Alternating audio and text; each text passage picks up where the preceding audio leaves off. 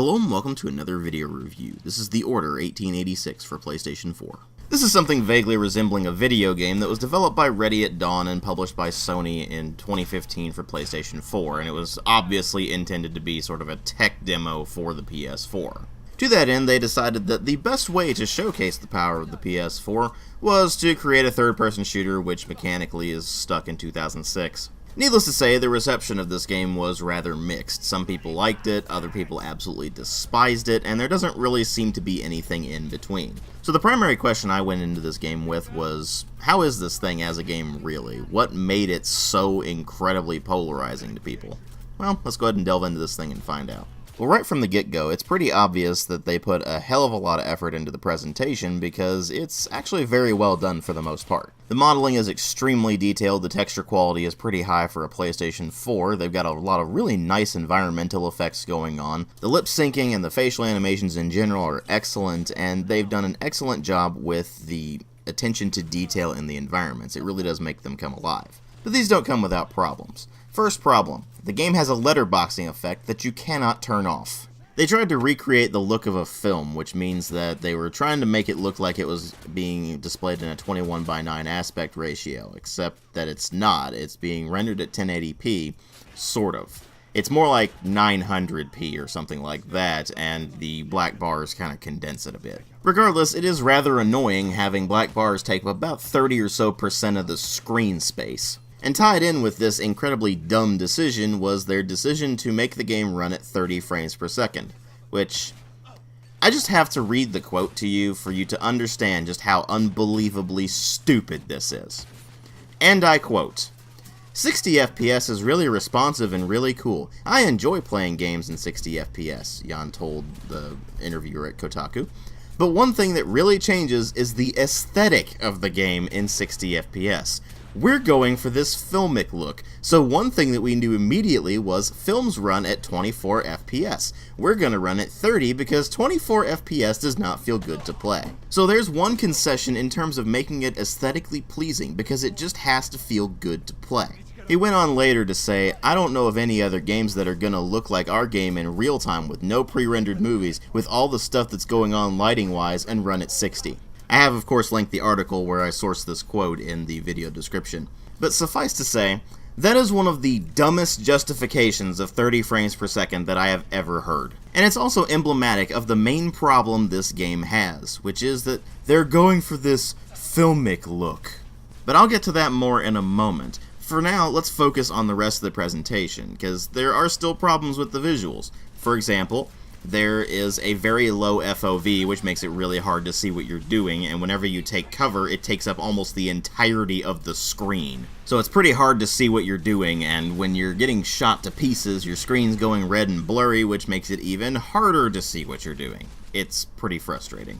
Then there's the matter of the button prompts, which have actually gotten me killed in a few instances, because they have popped up off-screen. You see, the button prompts only appear in the location where the developers thought they were relevant. So, for example, with a charging lichen, well, guess what? It's appearing at the lichen's shoulder, effectively. So if their shoulder is in just the right spot, you actually can't see the button prompt to dodge. Needless to say, those could have used some work. Then, of course, there's the post-processing effects, which make everything look slightly blurry. It's a bit hard to describe unless you're actually playing it, especially because you can't really tell in a YouTube video, because YouTube automatically compresses everything and it ends up looking a bit blurrier than it's supposed to. But the best way I can describe it is there's this kind of light haze over everything that makes it look very slightly blurry, and there's a lot of motion blur effects which get in the way of that as well, so it is a bit hard to tell at times whether or not it actually looks kind of blurry, or whether it's the motion blur effect kicking in, or if it's just what appears to be anti-aliasing causing this kind of hazy effect.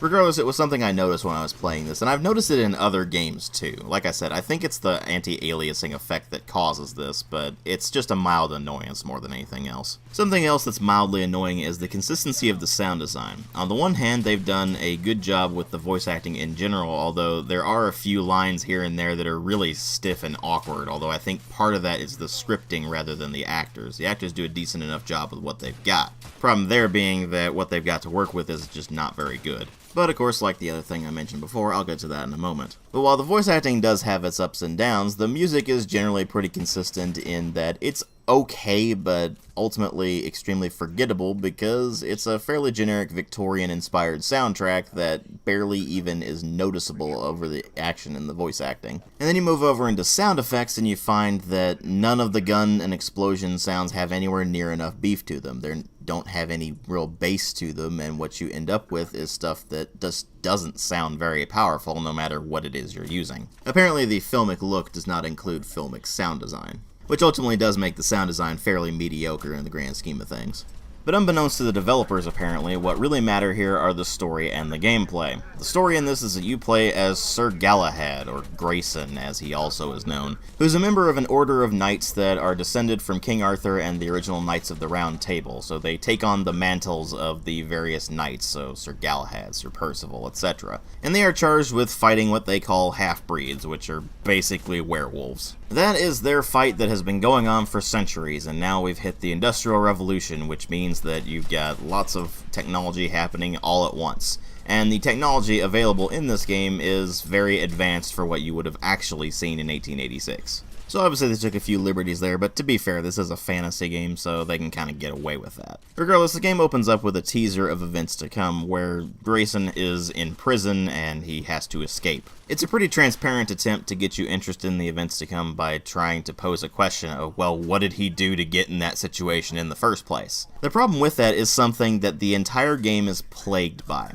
The developers had little to no interest in actually making a video game. What they obviously wanted to make was a movie. Let's put it this way.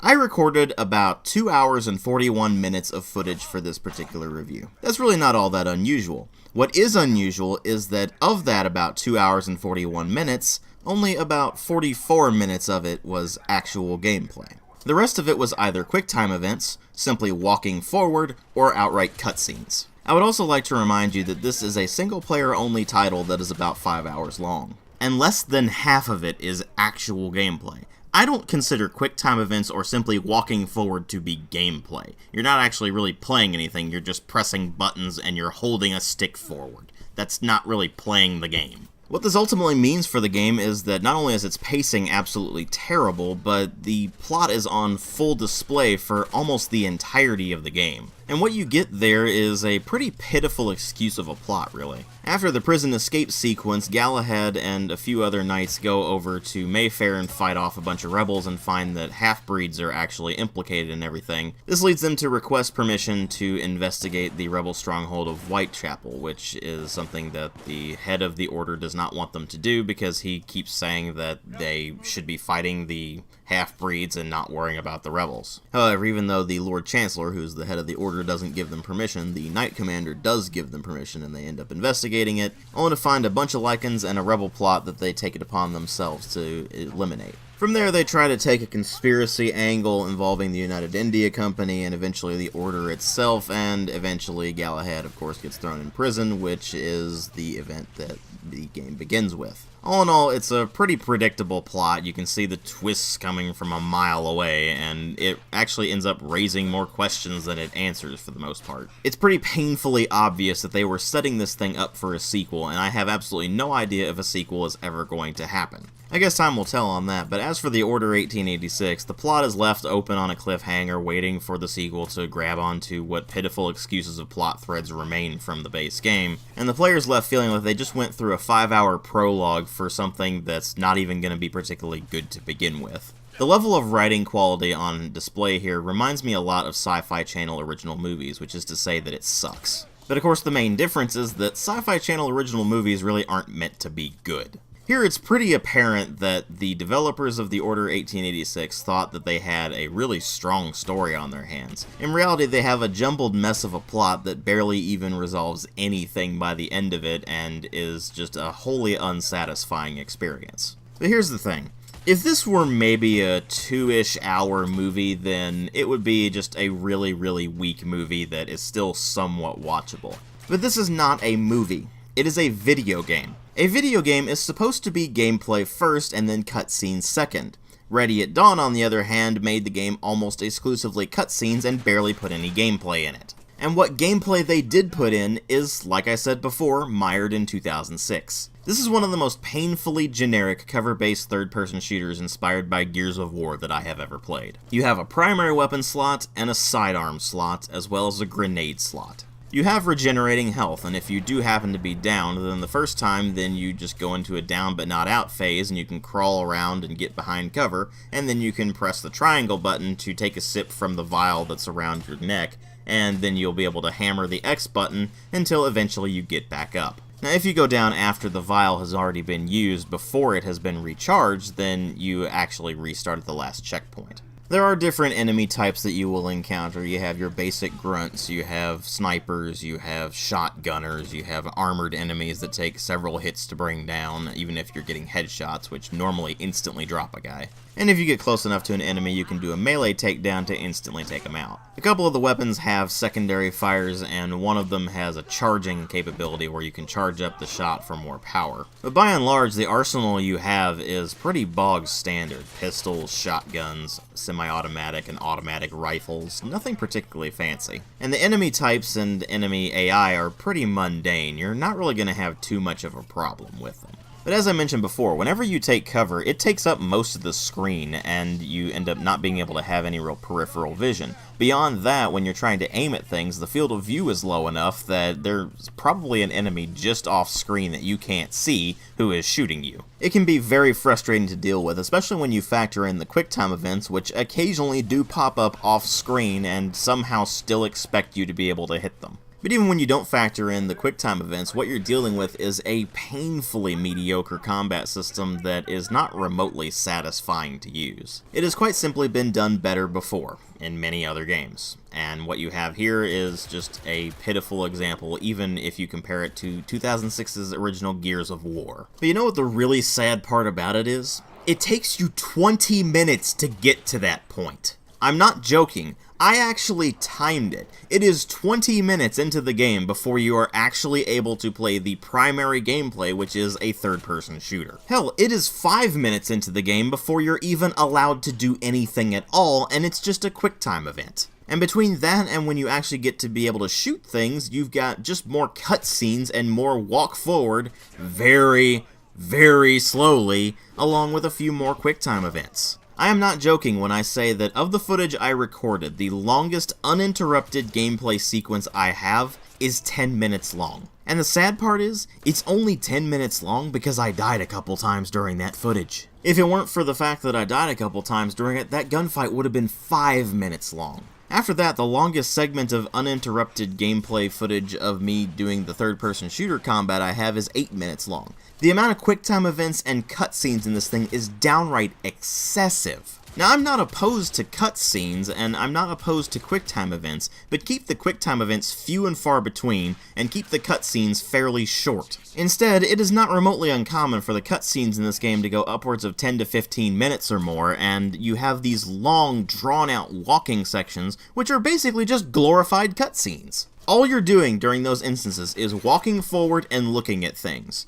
And sometimes you do get a bit of plot to go along with it, somebody will say something. Other times, total silence, you are just walking forward for no reason. You could cut out those sections entirely and lose absolutely nothing. The only times they try to spice things up with that are when they put in puzzles that you have to solve, which is completely pointless and pathetically easy, so why did they even put them in the game to begin with? Rotating the stick and then pressing the button when you feel the right vibration when you're trying to pick the lock on a door does not actually constitute a puzzle. Waiting for 2 balls of mercury to line up with the lines on the device and then clicking the sticks when they show up there and holding them in until you can get both of them at the same time does not constitute an actual puzzle. At absolute best, it's just busy work. And that's the thing, whenever you're running around doing the third-person shooter combat, the game is just kinda boring, but at least it's playable. And whenever you're just walking around looking at things, you're bored to death.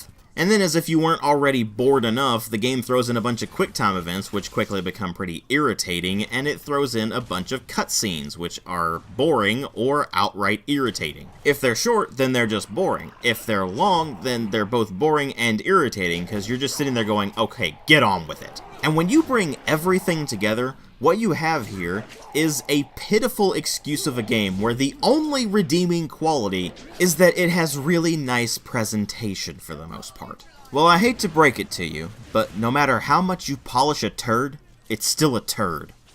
I give this shameful piece of garbage known as the Order 1886 a 1 out of 5. You may think that's rather harsh and that it is more in line with a 2 out of 5 or something like that, but then you gotta remember, you can barely even call this a video game.